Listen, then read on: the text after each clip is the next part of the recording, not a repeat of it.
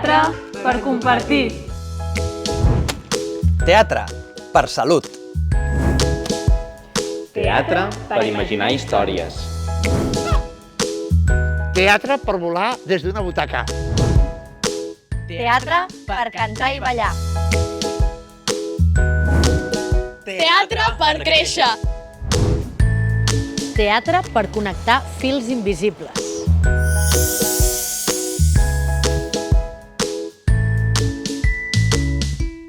Aquesta temporada inicieu els primers vols teatrals de la programació Romea i Goya en família.